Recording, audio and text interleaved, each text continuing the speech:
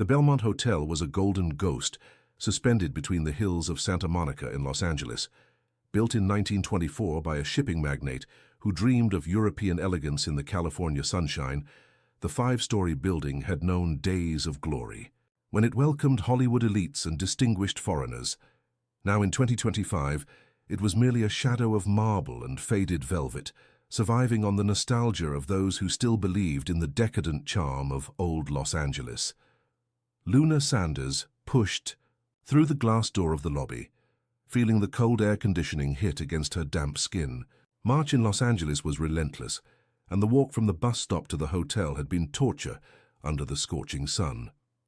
She adjusted the backpack on her shoulders and headed to the reception desk, where Marcia, the administrative manager, was waiting with an expression that mixed urgency and something Luna couldn't quite decipher. Perhaps it was nervousness. "Luna, I'm glad you're here." Marcia looked around as if someone might be listening. "I need to talk to you about a special situation." Luna frowned. In 2 years working as a maid at the Belmont, she had dealt with all kinds of special situations. Guests who destroyed, rooms who made scenes, who refused cleaning for weeks. Nothing surprised her anymore. "What happened this time?" she asked, pushing her brown hair away from her face. "Did someone clog the toilet with towels again?" Marcia didn't smile. "It's about the 7th floor." The 7th floor. Luna felt an inexplicable shiver. Since she had started working there, she knew that the top floor of the hotel was permanently closed to regular guests. Officially, it was under renovation. In practice, everyone knew that someone rented the entire floor for 2 months each year, always between November and December, paying a fortune to ensure absolute privacy. Nobody knew who this person was, and nobody questioned it. The money was too good to ask questions. "I thought the 7th floor reservations only started in November," said Luna. "They do." Marcia lowered her voice. "But there's been a change of plans. The guest arrived yesterday outside the usual season, and he made a specific request." Luna waited, feeling there was more to it. "He asked for you." "What do you mean, asked for me?" "By name. Luna Sanders. He said he heard about your work, and that he only trusts you to take care of his quarters." A strange chill ran down Luna's spine. "That doesn't make any sense. I've never worked on the 7th floor. How would he know my name?" Marcia shrugged, but her eyes avoided Luna's. "I don't know. Maybe some guest mentioned you. You have a good reputation here." Luna knew it was a lie. She was competent, yes, but she wasn't known outside the hotel. She worked quietly, did her job, and went home. She wasn't the type of person who attracted attention or whom anyone would recommend by name. "Who is he?" "I can't talk about the guests. You know that." "Marcia, you're asking me to go up alone to a floor that's always been closed, to attend to a man who knows me by name but whom I've never seen. I think I have the right to know who I'm dealing with." Marcia sighed and looked around the lobby again to make sure no one was listening. Then she leaned over the counter and whispered, "Daniel Ravenna." The name meant nothing to Luna, but the way Marcia pronounced it, as if it were a confession of something forbidden, made her stomach tighten. "Is he important?" "He's one of the wealthiest men in America, maybe in North America, but it's not just that." Marcia hesitated. "He's strange, Luna, reclusive. He has a complicated history." "What kind of history?" "His wife died or disappeared. Nobody knows for sure. It was a scandal years ago, but it was all hushed up. Since then, he's kind of vanished from the world. Only appears here at the Belmont once a year." Luna felt a weight in her chest. "And why does he want me specifically?" "I don't know, but he's paying triple what you make in a month just for you to go up there today." Triple. Luna quickly did the calculations in her head. It was more money than she saw in 3 months of work. Enough money to pay off the financing of the small apartment in Silver Lake where she lived alone. Enough money to stop worrying about rent for a while. "What does he want me to do?" "He said he would explain personally." "But Luna..." Marcia placed her hand over Luna's. "If you don't feel comfortable, you can come down at any time, I promise." Luna looked at the golden elevator at the back of the lobby. The doors were closed, but she could see her own distorted reflection in the polished metal. A 25-year-old woman, too thin, with dark eyes too large for her face, wearing the navy blue hotel uniform that always hung a little too loose on her body. There was nothing about her that would justify the attention of a billionaire, but there was the money. And there was something else, a morbid curiosity that she had recognized in herself since childhood, the same curiosity that made her stop in front of abandoned houses and imagine the stories of who had lived there, the same that made her collect newspaper clippings about missing people. Luna had always been attracted to mysteries, to interrupted stories. "All right," she finally said. "I'll go up." Marcia handed her a golden key different from all the others. "Room 717, it's the main suite. And, Luna, be careful." The elevator rose slowly, stopping at each floor with a metallic noise that echoed in the silence. Luna watched the numbers light up one by one. Ground floor, first, second, third, fourth, fifth, sixth, seventh. The doors opened with a sigh. The seventh floor corridor was completely different from the rest of the hotel. While the other floors maintained a decor that tried to balance tradition and modernity, here everything seemed suspended in time. Persian rugs covered the dark wooden floor, crystal chandeliers hung from the ornate ceiling, and the walls were covered with golden wallpaper with intricate patterns. There were only 4 doors in the corridor, all made of solid wood with numbers, engraved in bronze. Luna walked to door 717 at the end of the corridor. She knocked 3 times as she always did before entering guests' rooms. "Come in." The voice that came from inside was deep, with an accent she couldn't identify. Perhaps it was from the south, or maybe it had a foreign influence. Luna took a deep breath, turned the key in the lock and pushed the door. What she saw made her stop mid-movement. The room was huge, larger than her entire apartment. Huge windows covered an entire wall, offering a stunning view of the Pacific. Ocean and Santa Monica Pier in the distance. But it wasn't the view that impressed her. It was the person sitting in the red leather armchair in the center of the room. Daniel Ravenna didn't look like he was 50, or maybe he did, but in a way, that defied time, as if age had settled upon him without diminishing his presence, only intensifying it. He was tall even while sitting, with broad shoulders under a wrinkled white shirt that was partly unbuttoned at the chest. His hair was dark with silver streaks at the temples, slightly disheveled as if he had run his hands through it several times. But it was his eyes that paralyzed her, grey like the sky before a storm, fixed on her with an intensity that made her feel as if he could see through her skin. He was barefoot. For some reason, this detail shocked her more than anything else. There was something intimate and vulnerable about a powerful man without shoes, with bare feet on the expensive Persian rug. "Luna Sanders," he said, and the way he pronounced her name, slowly, as if savoring each syllable, made something strange happen in her stomach. "Mr. Ravenna." She was still standing at the door, holding the key. "Close the door, please." Luna hesitated for a second, then obeyed.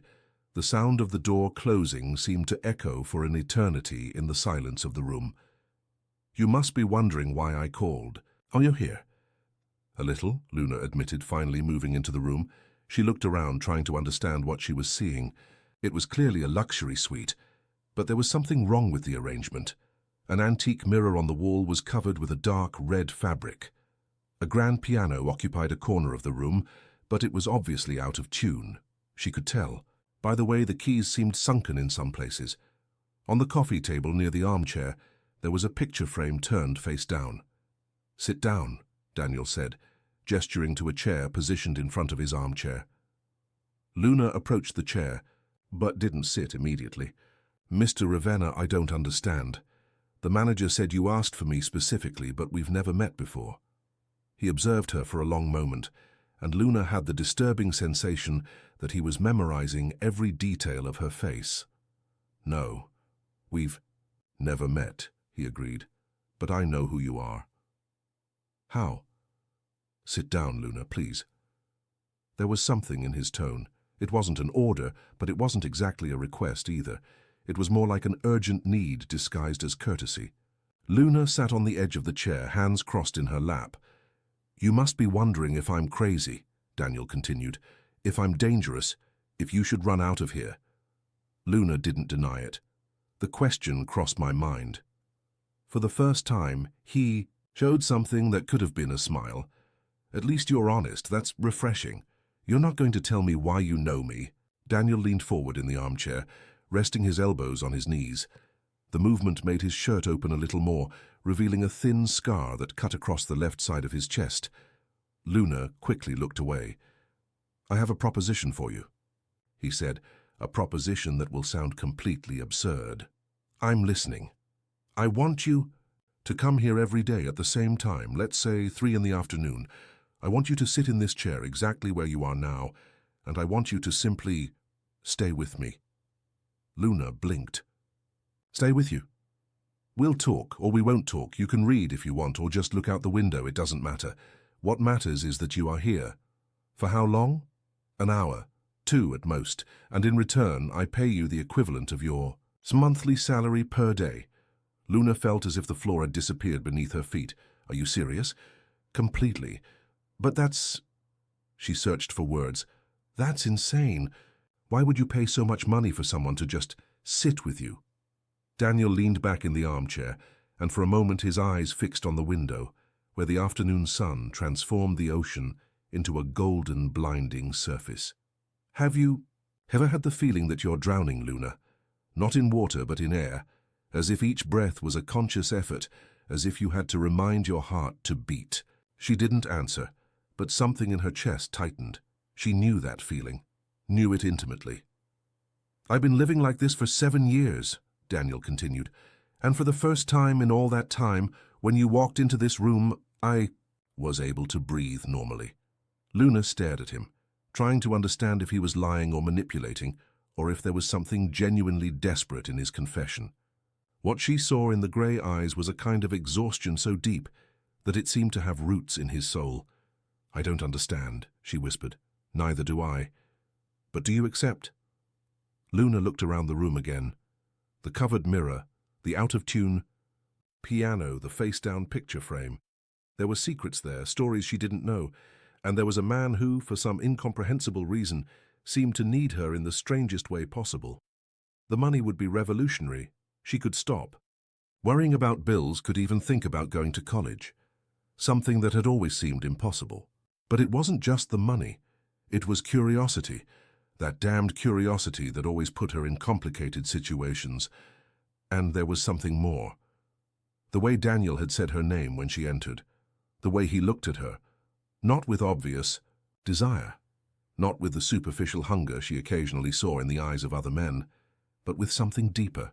As if she were the answer to a question he had forgotten to ask. One condition, said Luna. Which one? If I feel uncomfortable, if I want to leave, you'll let me go. Without questioning. Agreed. And you have to tell me why you know me. Maybe not today, but eventually. Daniel hesitated. Eventually. Luna took a deep breath. Then I accept. Something changed in his face. The tension in his shoulders decreased slightly, as if he had been holding his breath and could finally let the air out.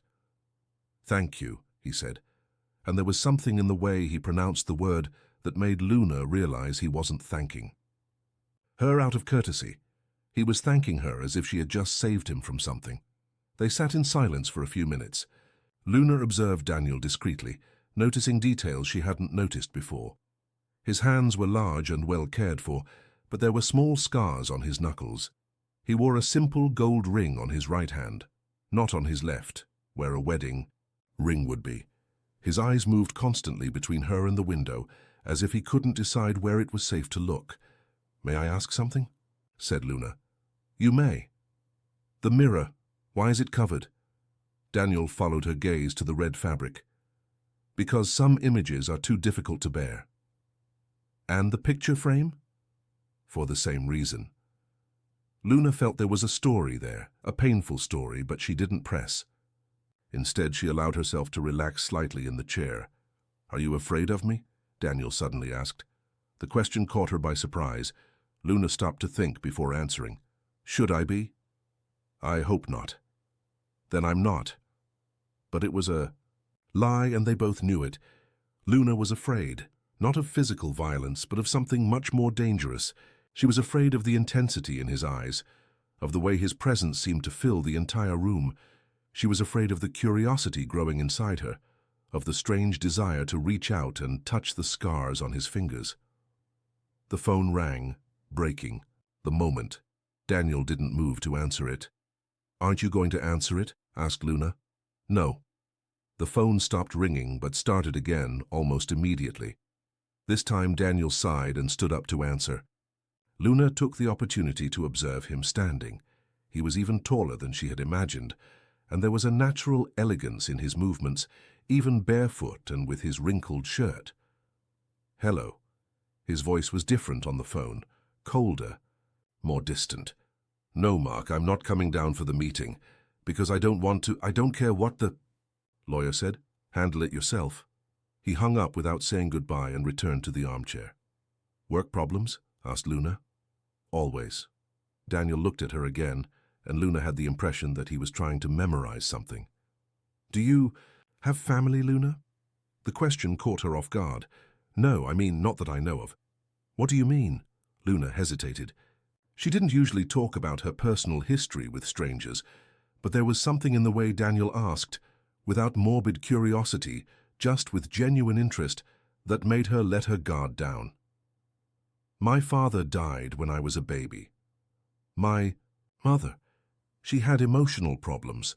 She tried to take care of me, but when I was 15, she simply disappeared. Left a note saying she couldn't do it anymore. I'm sorry." It was a long time ago. Luna shrugged, but she could feel the familiar pain stirring in her chest. "I went to a shelter, then got a job, and managed on my own." "And you never tried to look for her?" "At first, yes, but it's like looking for a ghost. Some people just vanish." Daniel observed her with an expression she couldn't decipher. Yes, some people vanish. There was something in the way he said it, a deep bitterness, that made Luna realized they were talking about different things but related. "Your wife," said Luna impulsively. "Did she vanish?" Daniel became completely still. For a moment Luna thought he wasn't going to answer. When he finally spoke, his voice was so low that she had to lean in to hear. "In a way." "What does that mean?" "It means there are different ways to lose someone. And sometimes the worst isn't death." Luna felt a shiver. "May I ask what happened?" Daniel stood up abruptly. "Not today."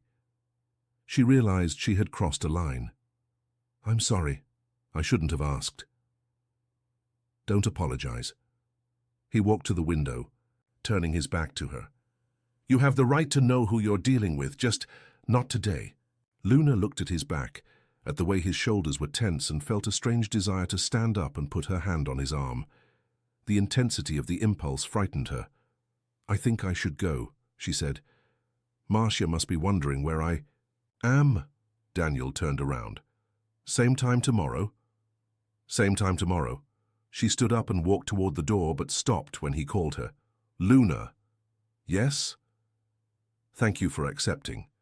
She nodded and left the room, gently closing the door behind her.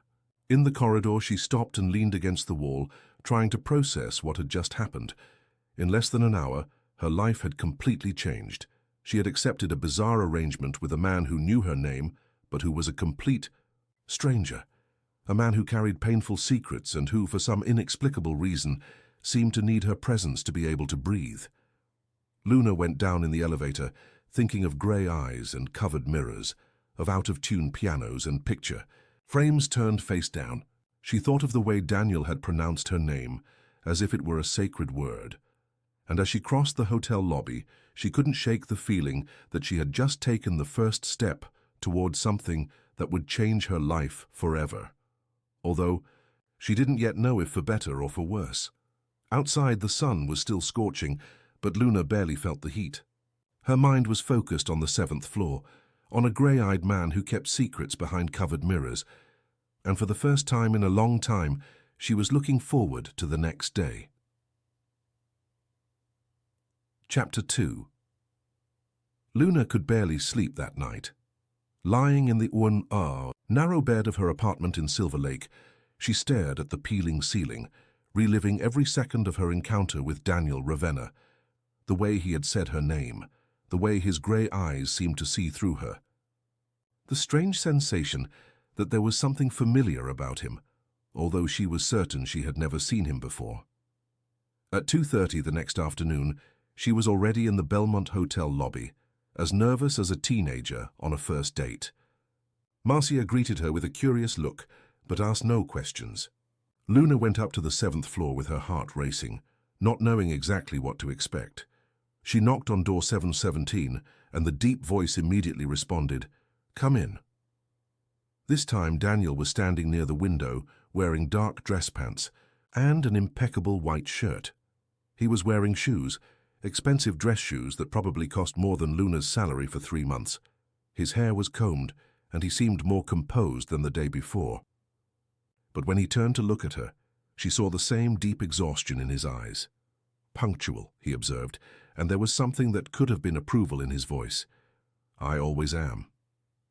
Luna closed the door and walked to the chair she already considered hers.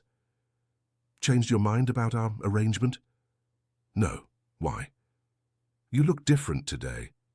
More formal." Daniel looked at his own clothes as if he had forgotten what he was wearing. "I had a meeting this morning. I didn't have time to change." "Work meeting?" "They're always about work."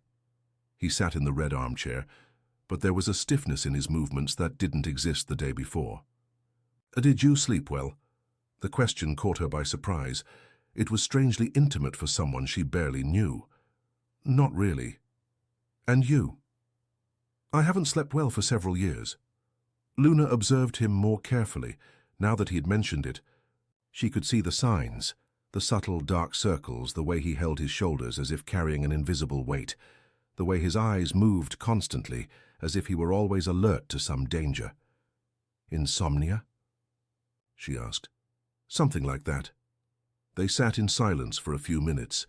Luna realized it was a different silence from the day before, more charged, heavier. There was a tension in the air that she couldn't identify. "May I ask something?" she finally said.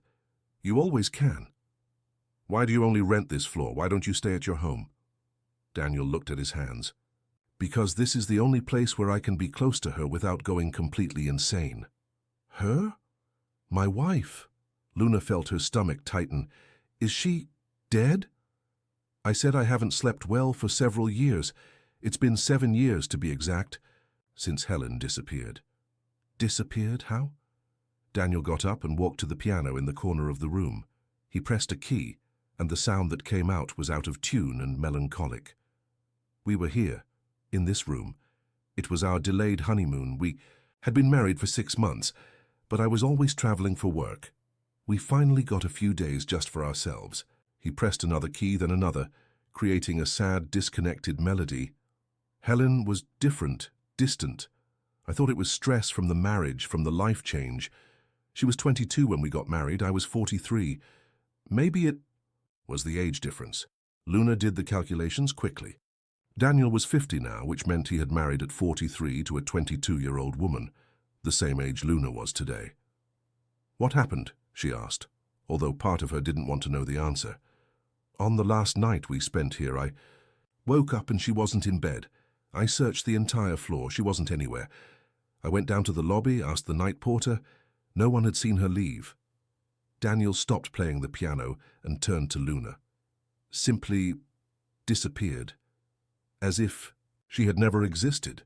"And the police?" "Investigated for months. Found nothing. No body, no clue, no evidence of crime. Helen simply vanished from the world." Luna felt a shiver. "And you never knew what happened?" "I have theories." Daniel's voice became lower. "But none of them make sense." "What kind of theories?" Daniel walked back to the armchair but didn't sit. Instead, he stood behind it with his hands resting on the back. "Do you believe in destiny, Luna?" The change of subject confused her. "I don't know. Why?" "Because there are things I can't explain rationally, coincidences that are too impossible to be coincidences." "Like what?" Daniel looked at her for a long moment, as if deciding how much he could reveal. "Like the fact that you have the same name that Helen chose for our daughter." Luna felt as if the floor had disappeared beneath her feet. You had a daughter? Helen was pregnant when she disappeared. 3 months. The silence that followed was deafening. Luna could hear her own heart beating, could feel the blood running in her veins. "What are you saying?" she asked, although part of her already knew she didn't want to hear the answer.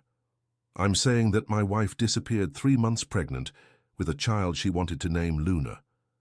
And 25 years later, a young woman named Luna appears in my life in a way that defies any logical explanation."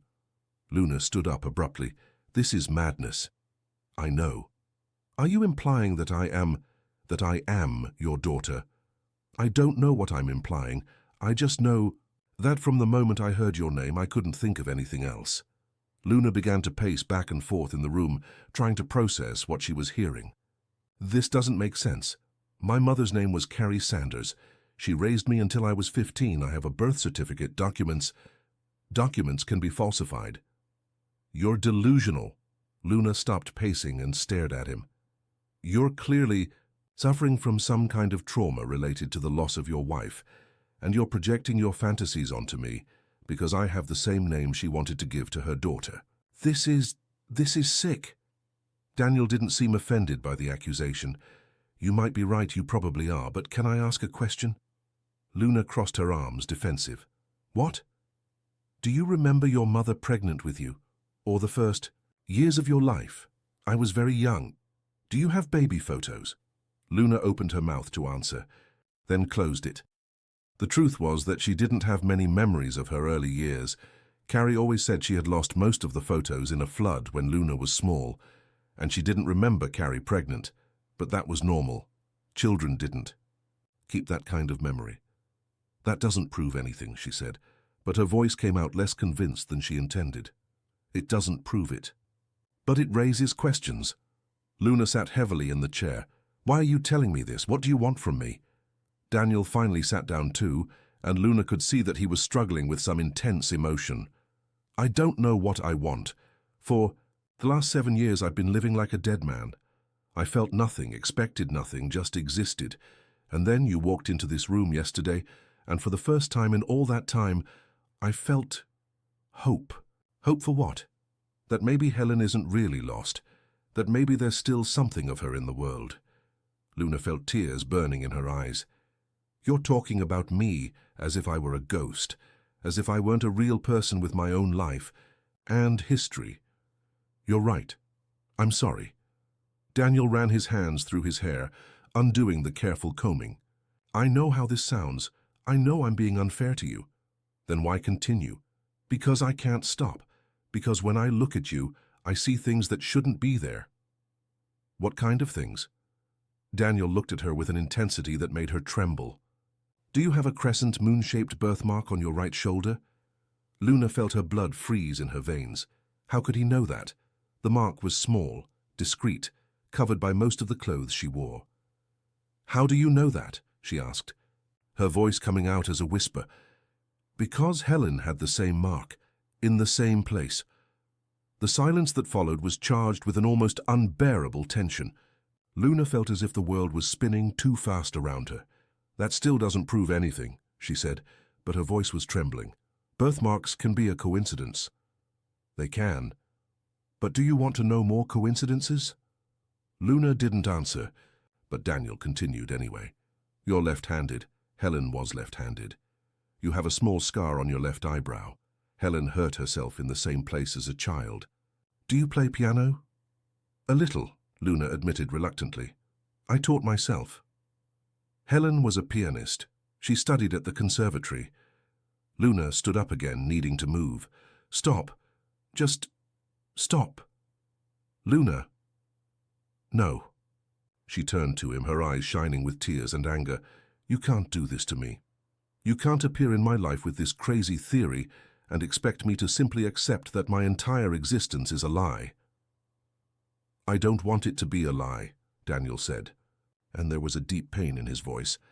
"I want you to be exactly who you've always been. I just need to know the truth. And if the truth is that I'm not who you want me to be, if I'm just a stranger who happens to have some similarities with your dead wife, Then I'll accept that, and I'll pay for the time you're willing to give me, because even if you're not Helen, even if you're not my daughter, your presence brings me a peace I haven't felt in 7 years. Luna stared at him, trying to understand if he was being sincere or manipulative. What she saw in his eyes was a vulnerability so raw that it made her swallow the angry words she was ready to speak. "This is very confusing," she finally said. "I know, and very disturbing." "I know that too." Luna returned to the chair but didn't sit immediately. Instead, she stood next to it, observing Daniel. If I keep coming here, you have to promise one thing." "What?" "You have to stop treating me as if I were her, or as if I were your daughter. I am Luna Sanders. I'm 25 years old, I work as a maid, and I have my own history.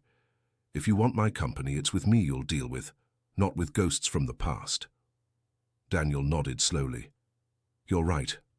I promise." "And another thing." "Yes?" "If we discover that I really am, if there is a real connection, I want to know everything, not just the beautiful or convenient parts. Everything. Even if it's painful? Especially if it's painful. I've lived my entire life without knowing who I really am. If there's a chance to discover the truth, I want to know all of it." Daniel studied her for a long moment. "You're very brave. Or very stupid. Maybe both." For the first time since the conversation had begun, Luna showed a small smile. "Probably." She finally sat in the chair, and Daniel visibly relaxed in the armchair. "Can I ask a question now?" said Luna. "Of course." "Why did you come back here? If this place has so many painful memories, why do you keep coming?" Daniel looked out the window, where the afternoon sun transformed the ocean into a golden expanse. "Because it's the last place I saw her, the last place we were happy, even if for a short time, and because," he hesitated, "because I have the feeling that the answers are here, that if I wait long enough, if I pay attention to the right signs, I'll understand what happened." "And you think I'm one of those signs?" "You're the first real sign I've had in 7 years. Luna absorbed this in silence. There was something deeply melancholic about the idea of a man spending years returning to the same place, waiting for answers that might never come. "Tell me about her," Luna suddenly said. "About Helen, who she was, how you met." Daniel seemed surprised by the request. "Are you sure you want to know?" "I am." He leaned back in the armchair, his eyes lost in memories. "I met her at an art auction in New York. She was there with a friend, wearing a dark blue dress that made her eyes look even greener. She wasn't interested in the works. She kept looking out the window as if she wanted to be anywhere but there." Luna could visualize the scene and felt a strange pang of something that could have been jealousy. "I approached her during the intermission, asked if she was bored. She laughed and said that art wasn't really her thing, that she preferred music. So I asked if she wanted to leave and go to a concert. She accepted." "And you fell in love?" "I fell in love immediately. Helen took longer. She was cautious with me, said I was too intense, too complicated for her, but she changed her mind. Eventually, it took 8 months for her to agree to marry me." Luna noticed something in the way he told the story. She resisted. "A lot. Helen was only 21 when we met. I was already 42. She thought we were too different." "And were you?" Daniel smiled sadly. "Completely. She was spontaneous. I was controlling. She loved music and art and beautiful things. I loved work and money and power. She wanted to travel the world and have adventures.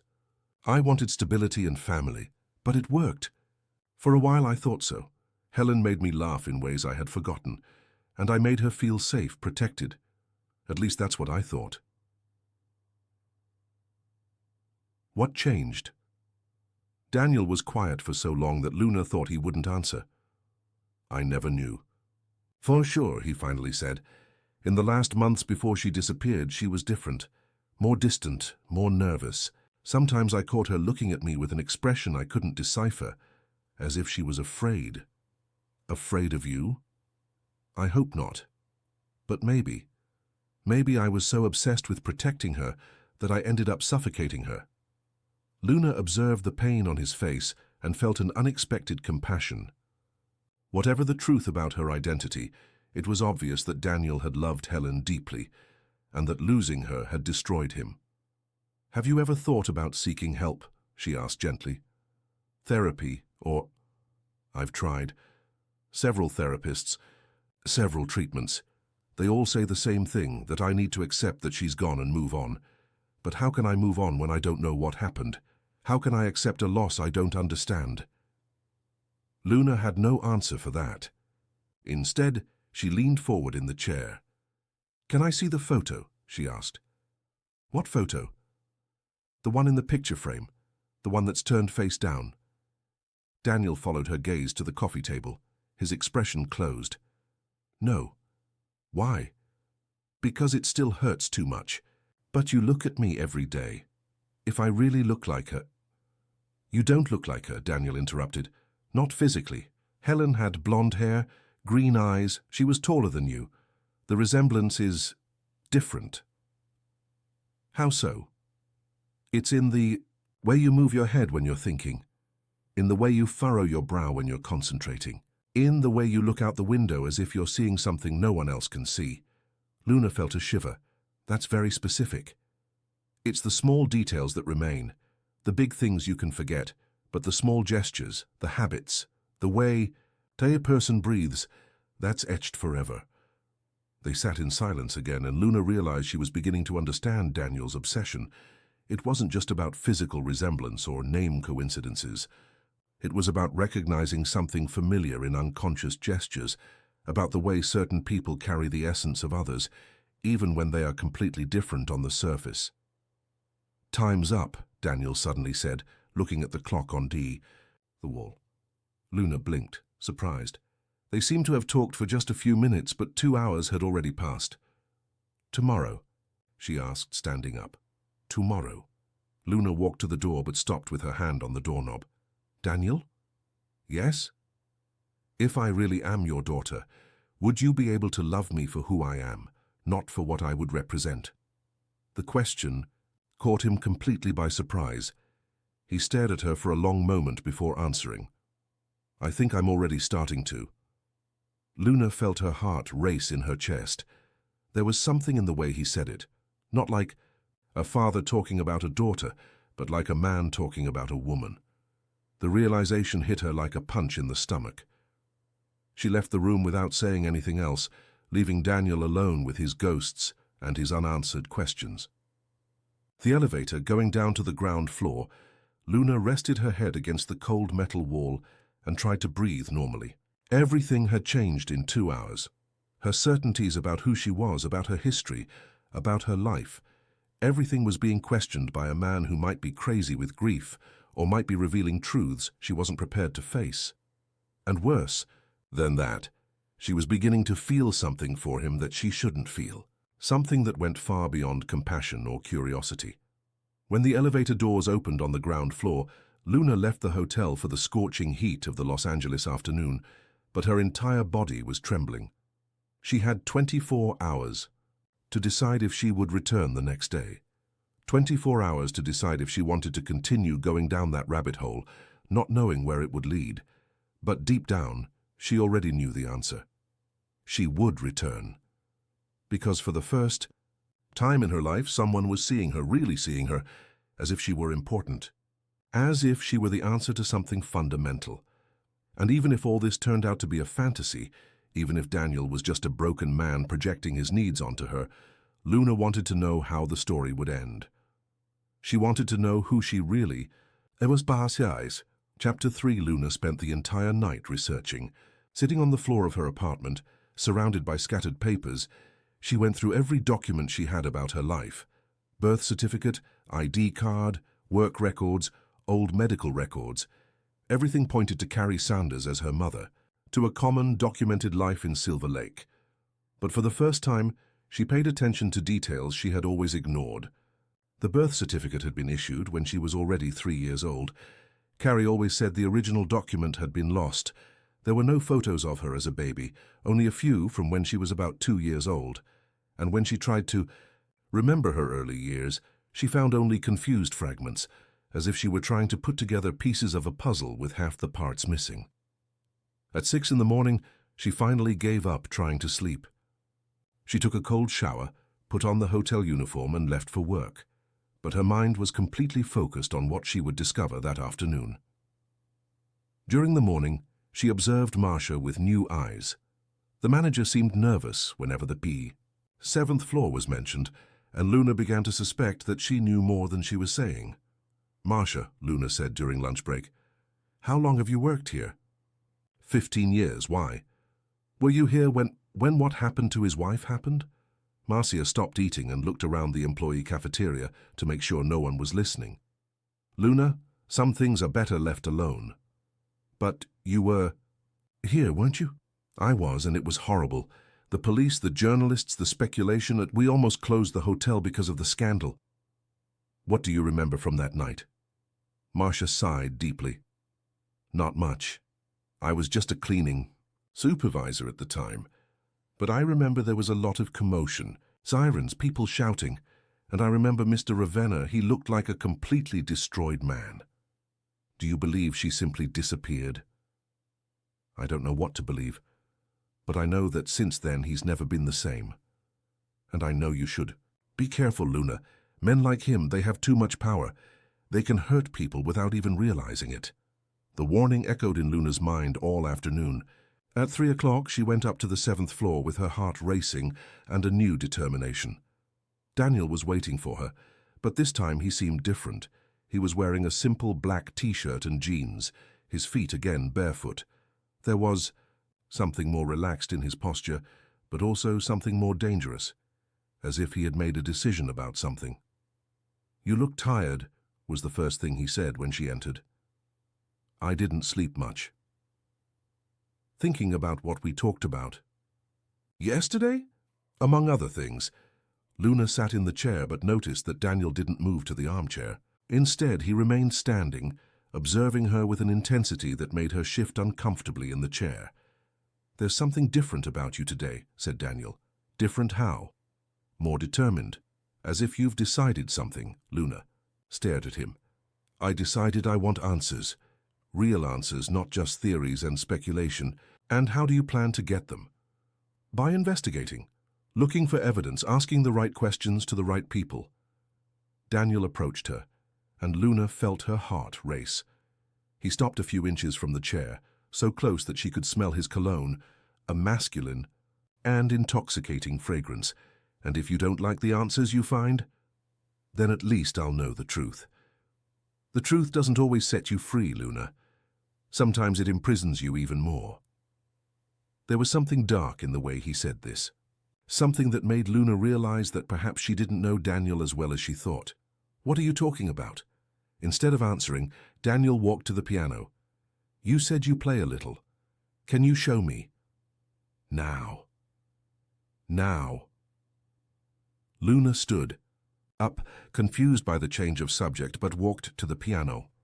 The keys were dusty and clearly hadn't been played in a long time. "What do you want me to play?" "Anything.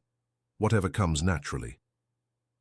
Luna positioned her fingers over the keys and, without thinking too much, began to play a simple melody she had taught herself years ago.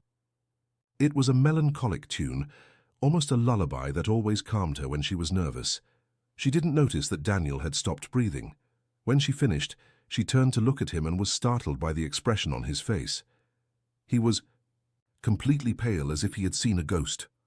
"Where did you learn that song?" he asked, his voice coming out hoarse. "I didn't learn it. Not from anyone. It just always been in my head." Daniel approached the piano, his movements stiff like those of a man in shock. "Play it again." Luna obeyed, and this time she paid attention to his face as she played. There was pain there, but also something that seemed like recognition. "That song," said Daniel when she finished.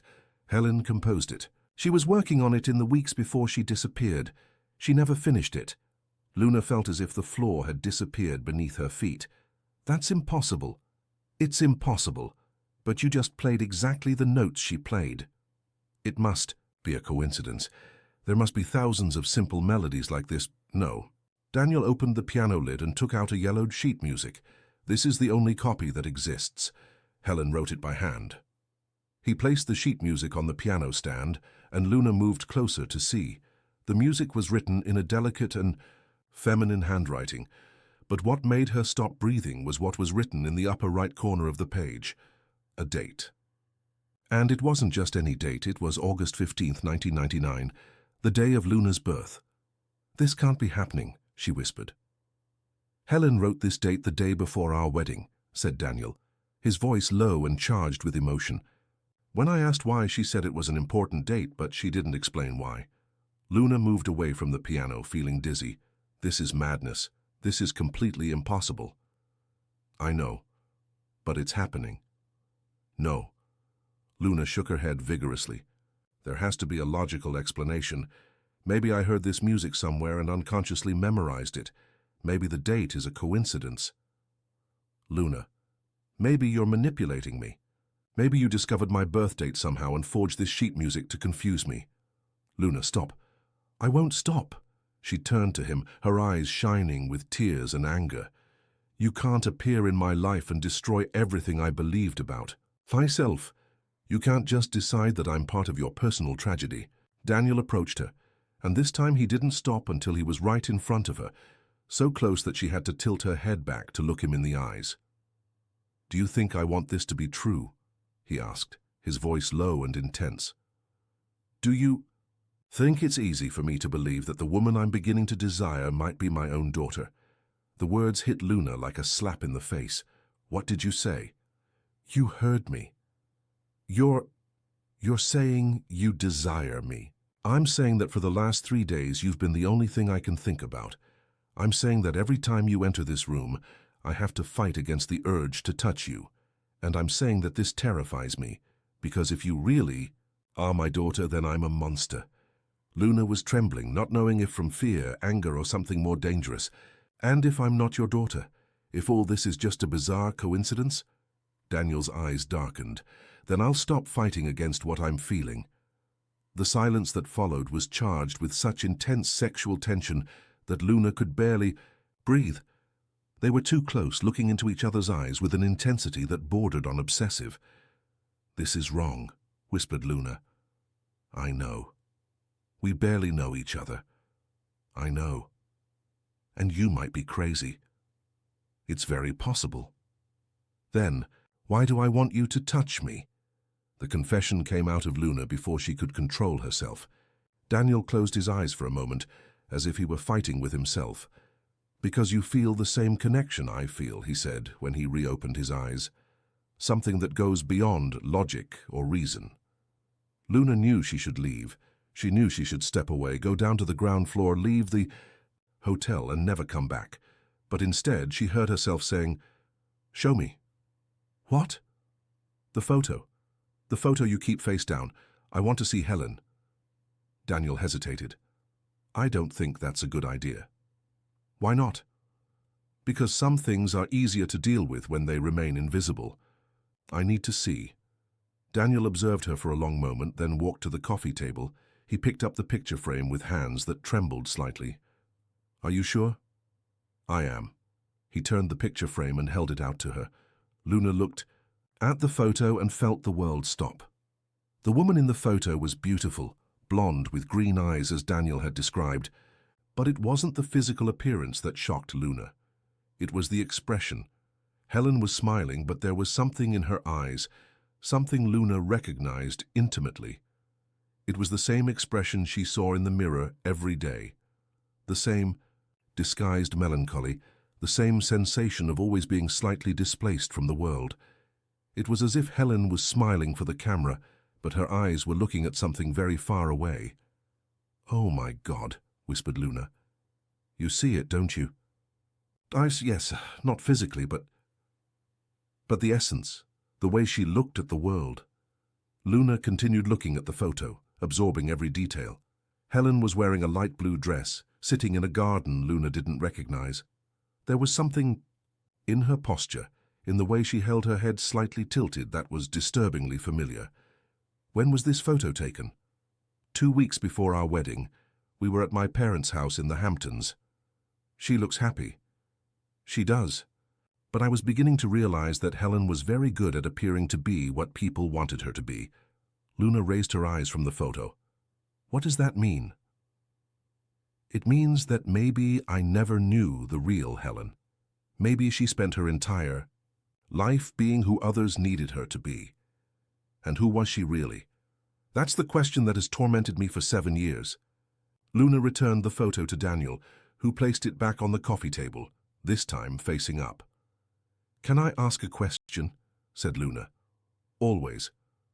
Why did you marry her? If you were so different, if she resisted for so long?" Daniel returned to the armchair but didn't sit. Instead, he stood behind it, his hands resting on the back. Because I was obsessed with her. From the moment I saw her, I couldn't think of anything else. She became my obsession, my necessity, and I'm a man accustomed to getting what I want, even if the person didn't want to be gotten. I thought she wanted to. I thought I was saving her from a life of uncertainties, offering her stability and security. But she didn't see it that way. Apparently not. In the last months of our marriage, she was different, more distant, more frightened. Sometimes I caught her looking at me as if I were a stranger. Luna felt a chill down her spine. As if she was afraid of you. Maybe. Or as if she was finally seeing who I really was. And who are you really, Daniel? He leaned over the armchair, so close that Luna could feel the heat of his body on her back. A man who gets what he wants, regardless of the consequences. A man who doesn't accept no as an answer.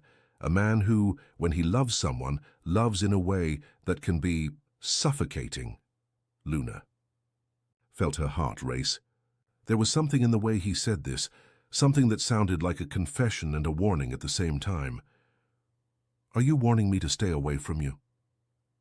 I'm trying to be honest about what you're facing. Luna turned in the chair to look at him. They were too close now, close enough that she could see the small lines around his eyes, the almost imperceptible movement of a vein in his temple. And if I don't care about the dangers, then you're braver or more foolish than, I thought, maybe both. Daniel extended his hand and touched her face, just a soft touch on the cheek, but Luna felt as if a fire had spread throughout her body. "Luna," he whispered, "I need you to understand something. If you keep coming here, if you keep giving me hope that I might not be crazy, I won't be able to keep my distance.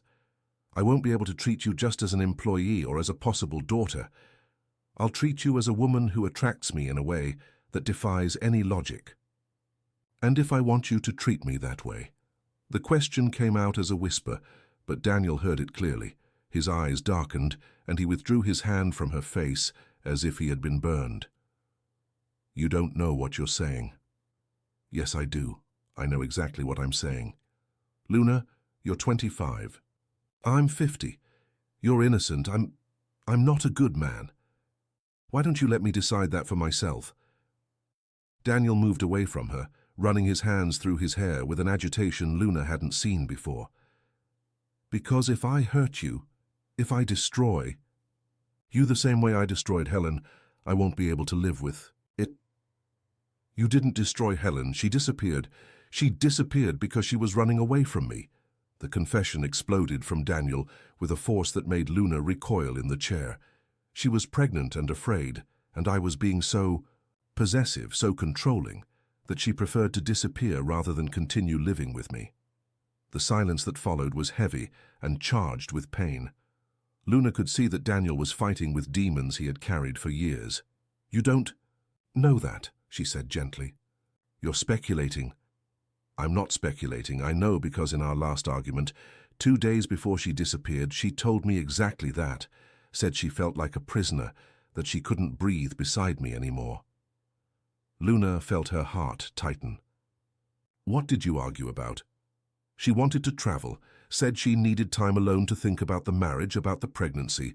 I said I wouldn't let her go, said my place was taking care of her and the baby. And she got angry. She was terrified. And I was furious. I said things I shouldn't have said." "What kind of things?" Daniel looked at her, and Luna saw a raw vulnerability in his eyes. "I said she was my wife, that the child was mine, and that I would never let her go. I said that if she tried to leave me, I would use all the resources I had to bring her back." Luna felt a shiver of fear. "You threatened her?" "Not directly, but Helen was intelligent. She knew what I was capable of." "And what are you capable of?" Daniel stared at her with an intensity that made her tremble. "Everything, Luna. When it comes to someone I love, I am capable of everything." The confession hung in the air between them like a heavy cloud. Luna realized she was seeing a side of Daniel that he rarely showed, the dark, possessive, dangerous side. And the scariest thing was that instead of feeling fear, she felt a dark excitement. "Why are you telling me this?" she asked. "Because I want you to know exactly who you're dealing with before you decide if you want to keep coming here." Luna got up from the chair and walked to the window, looking at the ocean below. The sun was beginning to set, tinting the sky with golden and red hues. "And if I decide to keep coming?" "Then accept the consequences." "What consequences?" When she turned around, Daniel was right behind her. She hadn't heard him approach. "The consequence that I will fall in love with you," he said, his voice low and intense. "And when I fall in love with someone, Luna, I become dangerous." Luna stared at him, feeling her heart beat so hard that she was sure he could hear it. "Maybe I can be dangerous too." Daniel smiled, but it wasn't a happy smile. It was a dark, predatory smile. "You have no idea what it means to be dangerous, Luna, but if you keep provoking me, you'll learn." They stood there a few inches from each other, looking into each other's eyes with an intensity that bordered on obsession. Luna knew she was at a crossroads. She could leave now and never come back, keeping her life simple and safe. Or she could dive headfirst into that abyss of mysteries and dangerous passion. "I'll come back tomorrow," she finally said. "Are you sure?" "Absolutely." Daniel extended his hand and touched her face again, this time letting his fingers slide down the side of her neck. "Then prepare to discover things about yourself that you never imagined." Luna felt a tremor run through her entire body. "Do you promise to tell me the truth? The whole truth?" "I promise. Even if it destroys us." "Especially if it destroys us." Daniel leaned closer, so close that Luna could feel his breath on her face. "You have no idea what you're getting into. Then show me." For a moment, Luna thought he would kiss her. She could see the desire in his eyes, could feel the tension in the air, but instead, he abruptly moved away. "Not today," he said. "When I kiss you, Luna, it will be because I'm sure you completely understand what it means." "And what does it mean?" "That you will be mine, completely, and I will never let you go." The promise sounded like a threat, and a promise at the same time. Luna felt a tremor of fear and excitement. "Until tomorrow, then." Until tomorrow. Luna left the room with trembling legs and a racing heart. In the corridor, she stopped and leaned against the wall, trying to breathe normally. Everything had changed again. In just 1 hour, she had discovered an impossible connection with a song Helen had composed, had seen a photo that revealed disturbing similarities, and had admitted an attraction to a man who might be her father, or might just be a dangerously obsessed man. And the scariest thing was that she didn't care about the danger. For the first time in her life, she felt truly alive, truly seen, truly desired. In the elevator, going down to the ground floor, Luna made a decision. She would discover the truth about her identity, whatever the cost, and if that meant getting involved with a man who admitted to being possessive and dangerous, then so be it. She was tired of living a small, safe life. It was time to discover who she really was, and what she was willing to risk to get the answers she was looking for. When she left the hotel, Luna didn't look back, but if she had, she would have seen Daniel in the window of the 7th floor, watching her leave with an expression that mixed desire, possessiveness, and something that looked very much like obsession. The hunt had begun, and neither of them was prepared for where it would lead them. Chapter 4. Luna woke up on the floor of the apartment, surrounded by the scattered documents she had been studying all night. The sunlight coming through the window blinded her momentarily, and she needed a few seconds to remember where she was and why her bones ached as if she had slept on a rock. Helen's sheet music. The song she had always known how to play. Her birth date written by hand in handwriting she didn't know. Luna slowly got up, collecting the papers from the floor. She needed answers, and she knew exactly where to look. Carrie Sanders had disappeared from her life 10 years ago, but she had left traces. Everyone leaves traces. Instead of going straight to the hotel, Luna took the subway toward downtown. Her first stop was the registry office where her birth certificate had been issued.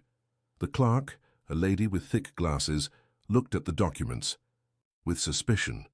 "You want a copy of your own certificate, but you already have one here." "I want to see the original record, the documents that were used to issue this certificate. For that, you need a court order." Luna placed a $50 bill on the counter. "It's for a genealogy project.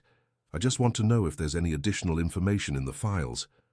The clerk looked around, then made the bill disappear into her drawer. 5 minutes, no, more than that. The files revealed little but enough to sow more doubts. Luna's record had been made based on a late birth declaration, signed only by Carrie Sanders. There was no father listed, no hospital records attached, and the strangest thing, Carrie had declared that the birth was at home, assisted by a midwife who was never identified. "Is this common?" asked Luna. "It was more common in the 90s, especially in poorer communities, but we usually have at least the midwife's name or some witness." Luna left the registry office with more questions than answers.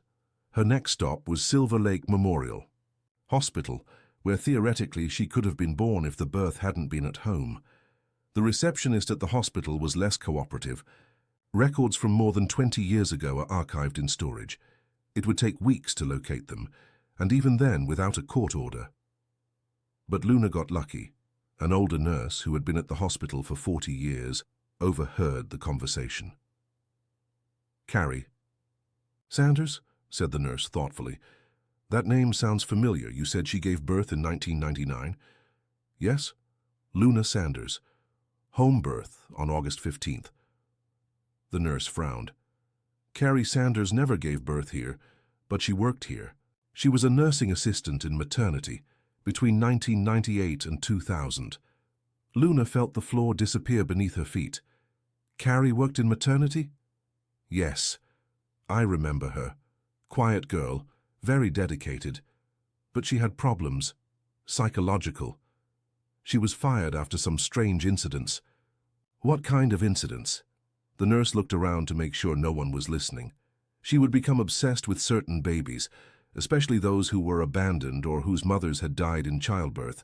Once they found her breastfeeding an orphaned newborn as if it were her own child." Luna was trembling now. "What happened to her?" "She was referred for psychiatric treatment. Never came back. But I heard she adopted a child soon after leaving here. A baby that had been abandoned." "Abandoned where?" "I don't remember the details. It was so long ago. But I know there was informal paperwork. That kind of adoption wasn't rare at the time, especially when children were left without documentation." Luna left the hospital in a state of shock. Carrie wasn't her biological mother. Carrie was a woman with psychiatric problems who had informally adopted an abandoned baby and raised it as her own child. This explained why she had no memories of her early years, why there were no baby photos, why Carrie always seemed distant, and why she had disappeared when Luna turned 15. Perhaps the weight of the lie had become unbearable. But it raised an even more terrifying question. Who were her real parents? Luna arrived at the Belmont Hotel at 2:30, half an hour before her scheduled meeting with Daniel. She needed time to process everything before seeing him, but when she entered the lobby, Marcia intercepted her with a worried expression. "Luna, where were you? Mr. Ravenna has called 3 times looking for you." "Called, but it's not time for our meeting yet. He said it was urgent, that he needed to talk to you immediately." Luna went up to the 7th floor with her heart racing. When she reached door 717, it was slightly ajar. She pushed it slowly and entered. Daniel was sitting in the armchair, but there was something different about him. He was holding an envelope in one hand, and his expression was that of someone who had received devastating news. "You came," he said, without looking at her. "You called me. What happened?" Daniel raised his eyes to her, and Luna saw a pain, so deep there that she felt like running to him and hugging him. "I received a letter this morning from Helen's lawyer." Luna sat in the chair, feeling that her legs wouldn't support her much longer. "Lawyer? I thought she had disappeared." Disappeared. But apparently before disappearing, she left very specific instructions with the lawyer. Instructions that should only be executed under certain circumstances. What circumstances? Daniel held out the envelope to her. "If someone with specific characteristics appeared in my life. Characteristics that she described in detail." Luna took the envelope with trembling hands. Her name was written on the front in the same delicate handwriting she had seen on the sheet music. "She knew?" whispered Luna. "Helen knew I would come." Apparently she knew more things than I imagined. Luna opened the envelope and took out a letter. The handwriting was the same as on the sheet music, but the words she read left her breathless. "To Luna, who will find this letter when the time is right. If you're reading this, it means Daniel has finally found you, or that you have found him. I always knew you would find each other, because some things are as inevitable as destiny. My name is Helen Ravenna, and I am your mother. I know this must be shocking, and I know you must have 1,000 questions. I would too. But I need you to understand that everything I did was to protect you. When I discovered I was pregnant, I was terrified, not because I didn't want a child, but because I knew Daniel would be as obsessive and possessive a father with our baby as he was with me as a husband. I loved him, but I also feared him. I knew he would never let me raise our daughter in a free and natural way. So I began to plan our escape. I found Carrie Sanders, a woman who worked in the maternity ward of the hospital and who was desperate to have her own child. She agreed to help me in exchange for being able to raise you as her daughter. The plan was simple. I would fake a miscarriage. Carrie would help me give birth in secret, and then she would take you far from Los Angeles, where Daniel would never find you. In return, I would disappear from your lives forever, allowing Carrie to raise you without interference. But things didn't go as planned. The birth was complicated, and I had serious complications. For a few days, I wasn't sure if I would survive. Carrie was desperate. She had fallen in love with you the first moment she saw you, but she didn't know how to explain your sudden appearance if I died. That's when she decided to make the fraudulent documents, creating a story about a home birth. She told me later that she always intended to tell you the truth when you were older, but as the years passed, it became increasingly difficult. I survived, but I was in poor condition. I spent months in recovery, in a private clinic outside the country.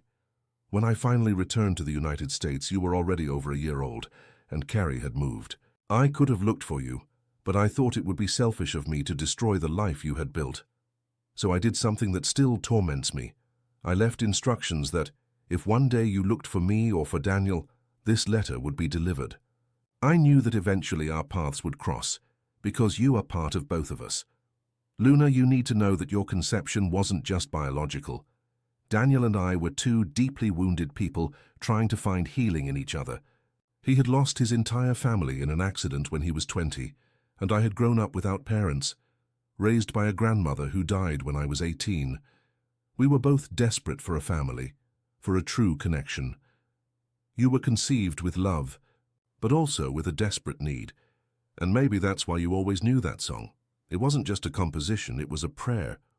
I would sing it to you every night when you were in my womb, wishing that you would come into the world safely. If you're reading this letter, it means Daniel hasn't given up looking for answers. This tells me he's still the same man I fell in love with, intense, determined, unable to accept losses. But it also worries me because I know he can be dangerous when he loves someone. I know you must be confused about your feelings for him. I also know that he must be confused about his feelings for you. This is natural. You recognize in each other something familiar, something deep, but you don't know exactly what it is. Now you know. Luna, You have a choice to make. You can leave Daniel's life now, knowing who you are, and build your own life away from all these complications. Or you can stay and try to build a true relationship with your father, but knowing that he is a man who loves obsessively and who may never be able to see you just as a daughter after having met you first as a woman. As for me, I am still alive. I am in a safe place, living a simple life and trying to find peace with the choices I made. If you want to find me, the instructions are in a second letter that the lawyer will only deliver if you specifically request it.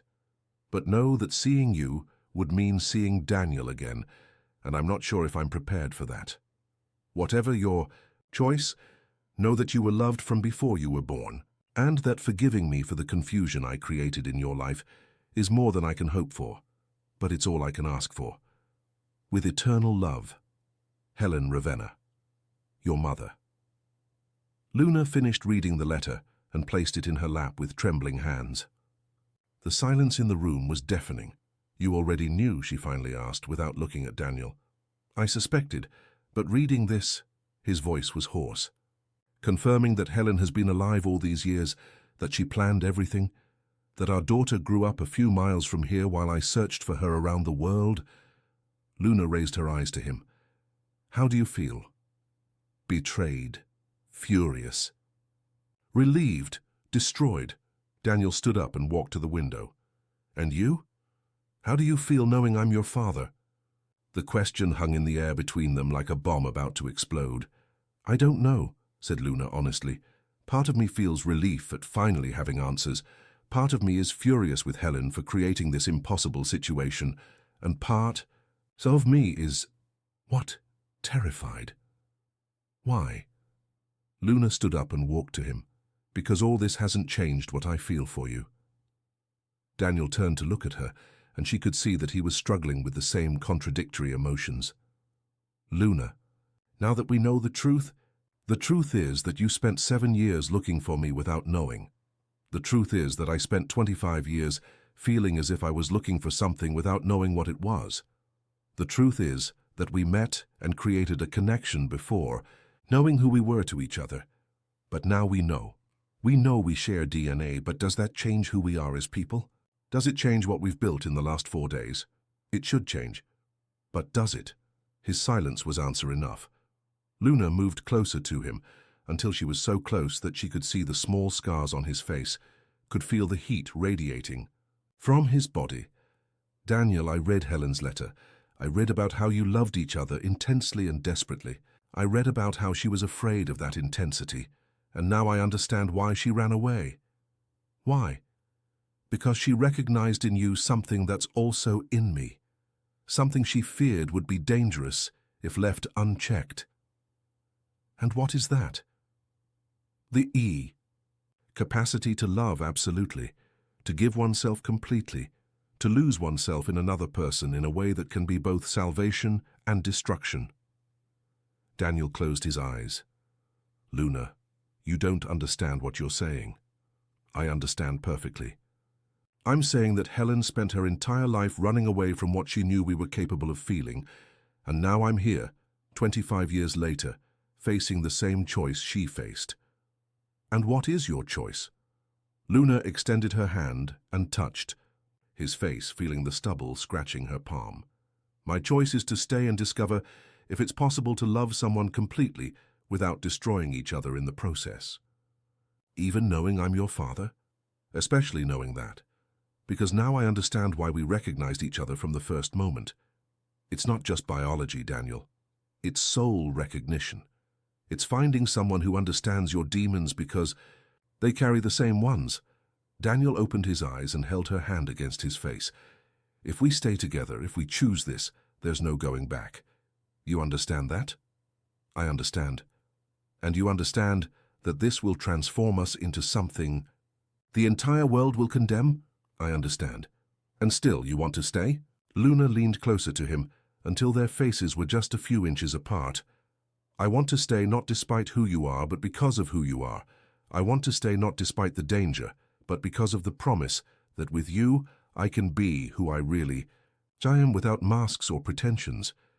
And who are you really, Luna? Someone who loves with the same frightening intensity that you do. Someone who always knew she was different, who always felt as if she was searching for something impossible to find. Someone who has finally found her place in the world, even if that place is controversial and dangerous. Daniel released her hand and stepped back. You're making this decision based on emotion. You need time to think. I've already thought. I've spent 4 days thinking, and I've come to the conclusion that some things can't be rationalized or explained. They can only be accepted. And if we regret it, and if we don't? Luna walked to him again, this time not stopping until she was pressed against his body. Daniel, Helen ran away because she was afraid of what you could become together. I'm not going to run away. I'm going to stay and discover if love can be intense without being destructive, if it can be total without being suffocating. And if you're wrong, if we destroy each other, then at least we'll destroy each other together. This time when Daniel looked at her, Luna saw that his internal struggle had ended. She saw the exact moment when he stopped resisting and surrendered to the inevitable. Are you absolutely certain? He asked one last time. I am. Because after I kiss you, Luna, there will be no more doubts or hesitations. It will be you and me against the entire world, and I won't accept anything less than your complete surrender. Then kiss me, she whispered, and find out if I'm willing to surrender completely. Daniel held her face between his hands, looking into her eyes as if memorizing every detail. You'll regret this, he said. Maybe, but I'll regret it more if we don't try. And then, finally, Daniel kissed Luna. It wasn't a gentle or hesitant kiss. It was a desperate kiss, charged with 7 years of loneliness, 25 years of searching, and 4 days of growing tension. It was the kiss of 2 people who finally stopped fighting against the inevitable and surrendered completely to the unknown. When they separated, both were trembling. Now there's no going back, said Daniel. I don't want to go back, replied Luna. And at that moment, on the 7th floor of a decadent hotel in Los Angeles, 2 wounded souls finally found their home in each other, regardless of all the complications this would bring. They didn't know that someone was watching them from the window of the building across the street. Someone who had waited 25 years for that moment. Helen was back, and she had decided it was time to reclaim both her daughter and the man she had never stopped loving. Chapter 5. Luna and Daniel remained embraced for a long time after the kiss, as if trying to memorize the feeling of finally being complete. But reality soon began to infiltrate through the fog of desire and emotion. We need to talk about what this means, said Daniel, moving slightly away to look her in the eyes. It means we've chosen love above all else. It means we've decided to be brave instead of safe. Luna, you understand that we can't simply continue as if nothing has changed. The world won't accept this. My family, my business, society. Since when do you care about society's opinion? Daniel smiled sadly. Since I started caring more about you than about myself. Luna was about to respond when they heard a noise in the corridor. Footsteps approaching, but it wasn't the sound of rubber soles from hotel staff. It was the sound of high heels against marble, deliberate and confident. 3 knocks on the door. They weren't hesitant knocks from an employee, but knocks from someone who knew exactly where they were and why they were there. Daniel and Luna looked at each other, both feeling that something fundamental was about to change. Are you expecting anyone? Whispered Luna. No. Daniel walked to the door and opened it. The woman standing in the corridor was exactly like in the photo, but 25 years older. Helen Ravenna was now 47, but time had been kind to her. Her blonde hair was cut in an elegant bob. Her green eyes maintained the same intensity, and she was wearing a dark blue dress that enhanced her still slender figure. But there was something different in her posture, a confidence that didn't exist in the young woman from the photo. Hello, Daniel, said Helen, as if they had seen each other the previous week. Daniel became completely still, as if he were seeing a ghost. Helen. The word came out as a sigh, as a prayer, as a curse. May I come in? I believe we have a lot to talk about. Luna stood up from the chair, feeling as if she were watching a surreal movie. The mother she had never known was there, at the door, observing both her and Daniel with an expression that mixed sadness and something that seemed like satisfaction. How are you here?" asked Daniel, still unable to move. "I never really left," replied Helen, entering the room without waiting for permission. "I've been watching, waiting." "Waiting for what?" Helen walked to the center of the room, looking around, as if revisiting memories. "Waiting to see if you two would be able to find each other. Waiting to see if love would be stronger than logic. Waiting to see if my daughter would inherit my courage or my fear." Luna finally found her voice. "You knew this would happen. I planned for it to happen." The silence that followed was heavy with implications that neither wanted to face. "What do you mean by planned?" asked Daniel, closing the door and leaning against it as if he needed support. Helen sat in the red armchair that had always been Daniel's, a gesture that didn't go unnoticed by either of them. "I mean that everything, the letter left with the lawyer, Luna getting the job at this hotel, even the specific room that Daniel always rents, everything was carefully orchestrated." Luna felt as if the floor were moving beneath her feet. "You manipulated all this." "Manipulated is a very strong word." "I directed, created opportunities, removed obstacles." "What obstacles?" asked Daniel, his voice becoming dangerously low. "Carrie, for starters." Luna felt her blood freeze. "What did you do to Carrie?" Helen looked at her with an expression that mixed maternal affection and something colder. Carrie was becoming a problem. In recent years, she had begun to question the story we created. She was considering looking for Daniel to tell the truth, which would have ruined everything. "So you did what?" "I convinced her to disappear from your life when you turned 15, told her it would be better for everyone if you grew up independent, without the weight of her secrets." Luna sat heavily in the chair, feeling as if her entire life was a carefully constructed lie. "You destroyed my adolescence. You left me completely alone." "I made you strong," replied Helen, "forced you to become independent, resilient. If Carrie had stayed, you would have grown up believing her lies, would be a completely different person." "And the hotel job?" asked Daniel. "Marcia is my cousin. She doesn't know all the details, but she knew when to look for someone named Luna Sanders to work here, and she knew when Luna was ready to meet you." Luna stood up abruptly. "Ready? Ready how?" "Ready emotionally. Ready to make the right choices. Ready to love you, Daniel, the way you deserve to be loved." The revelation hit Luna like a punch to the stomach. "You used us, used me, used him, like pieces in some sick game." "No," said Helen firmly. "I corrected a mistake I made 25 years ago." Daniel approached Helen, and for the first time Luna saw genuine anger in his eyes. "What mistake? The mistake of running away from me?" "The mistake of believing that intense love necessarily meant destructive love." Helen stood up to face. Daniel and Luna could see that, despite the years, there was still an electric connection between them. "Daniel, when I ran away from you, I was a 22-year-old girl terrified by the intensity of what I felt.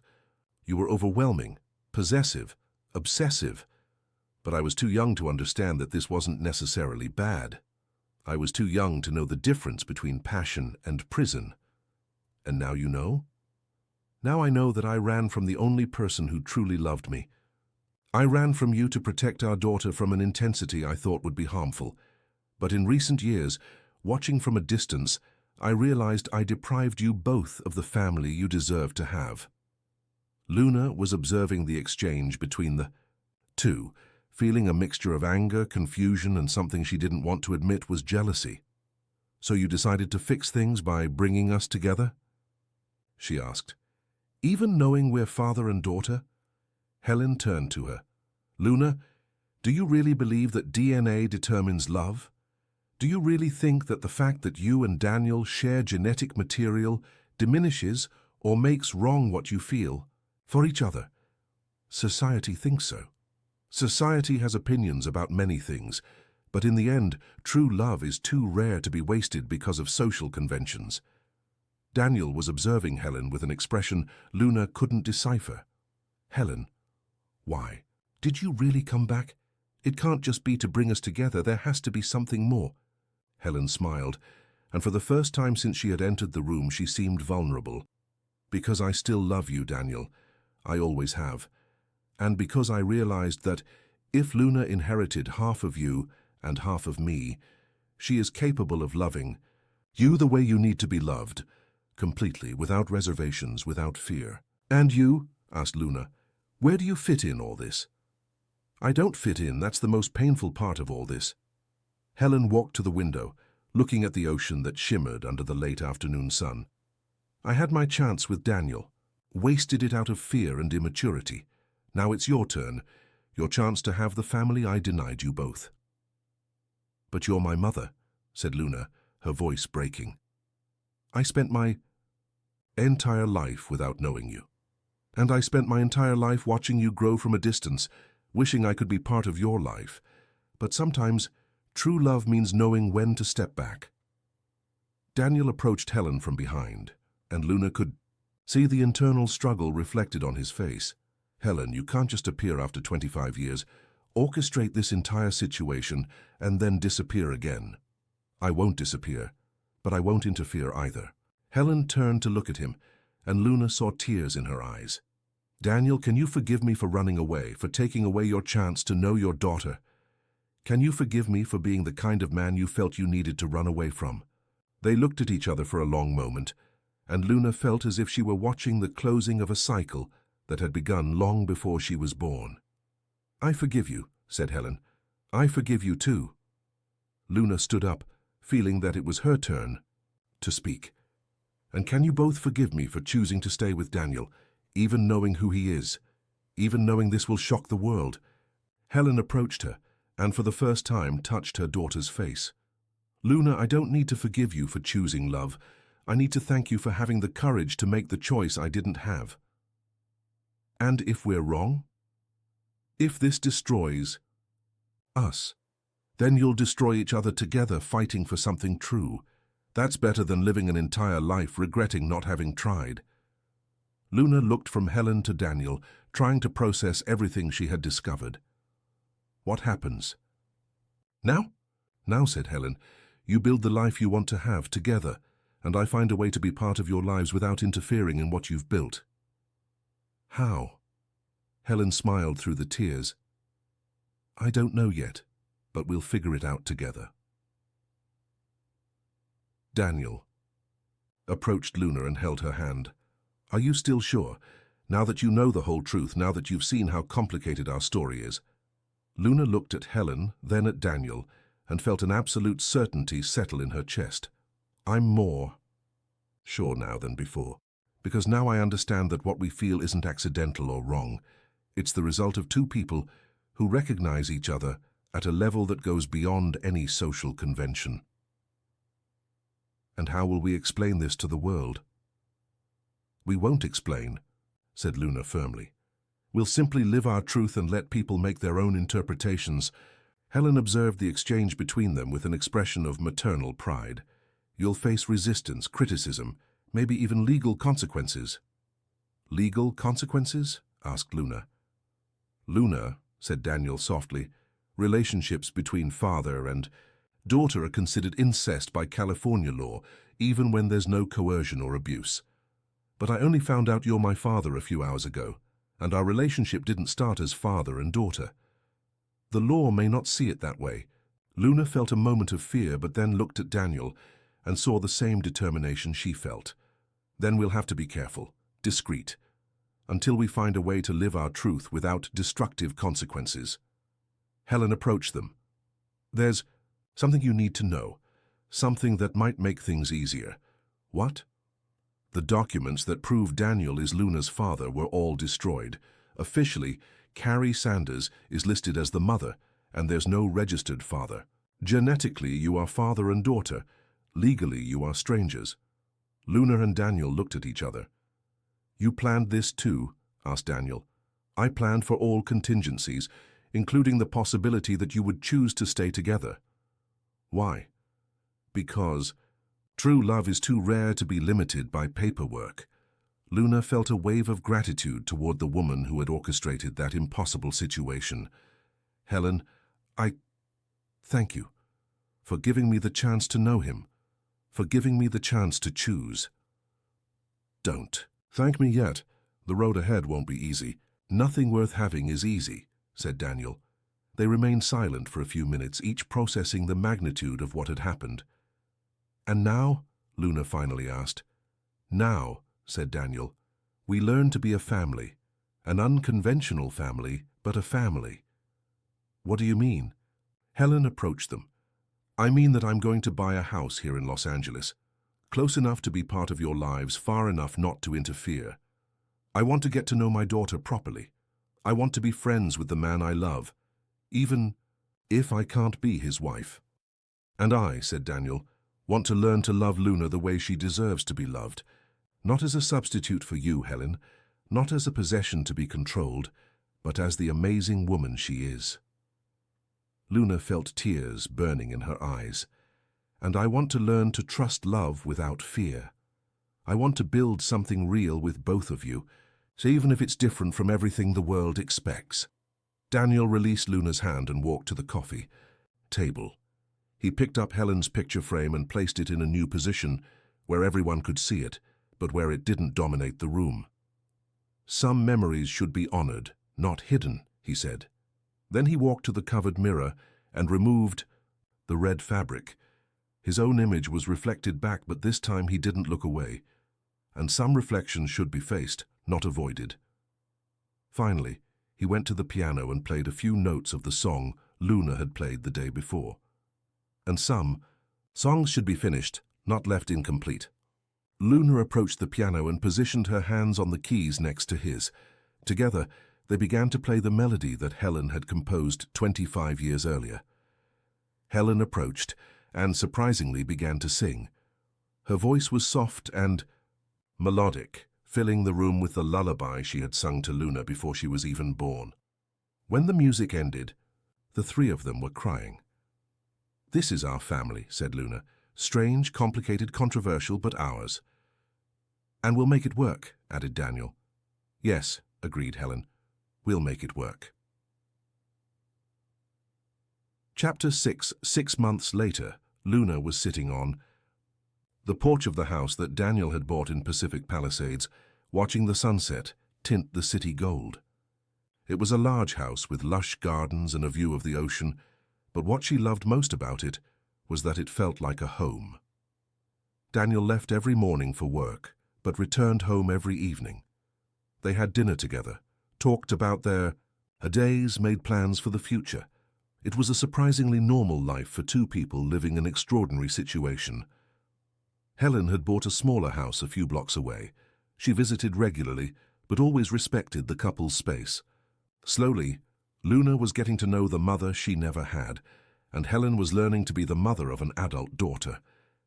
It hadn't been easy. There had been arguments, resentments, moments of doubt, but there had also been wonderful discoveries. Luna found that she had inherited Helen's love for music and Daniel's business sense. Daniel discovered he could love intensely without being controlling. Helen discovered she could be part of a family without having to be the center of it. What are you thinking about? Asked Daniel, approaching from behind and wrapping his arms around her. About how strange it is that our story began with lies and secrets, but has become the most honest thing in my life. And how do you feel about that? Luna leaned back against his chest, feeling the steady heartbeat that had become her favorite music. I feel like I'm finally where I always should have been. Even knowing there are still people who don't approve of our choice. Luna thought about the past months. Yes, there were strange looks from some neighbors who knew she was too young for Daniel. Yes, there were uncomfortable questions from acquaintances about her family. But none of that mattered compared to the peace she felt in his arms. Especially knowing that, because it means we chose each other above everything. Daniel kissed the top of her head. No regrets? No regrets. They remained embraced as night fell over Los Angeles. Two souls who had found their home in each other after years of searching. On the horizon, the city lights began to turn on, creating a spectacle of beauty that seemed to have been created especially for them. Daniel? Yes, I love you, Not despite who you are or who we are to each other, but because of all that. I love you too, Luna, more than I thought it was possible to love someone. And in that moment, on the porch of a house in Pacific Palisades, with the city of Los Angeles stretching below them like a sea of possibilities, Luna Sanders and Daniel Ravenna knew they had found something that not all the social conventions in the world could destroy. They had found true love. Complex, controversial, inexplicable, but absolutely real. And that was all that mattered. A few months later, when Helen visited them for a family dinner, she brought a new sheet music, the continuation of the song she had begun to compose. 25 years earlier. For the family that finally found each other, she said, handing the music to Luna. Luna looked at the carefully written notes and saw that Helen had titled the piece, New Beginnings. It was perfect, because in the end, every great love story is also a story of new beginnings, of people who find in each other the chance to become who they were always meant to be. And Luna, Daniel, and Helen had found exactly that, not just each other, but themselves, finally complete, finally home, finally able to love without fear. Love had won, not because it was simple or conventionally accepted, but because it was true. And in the end, truth always finds a way to prevail.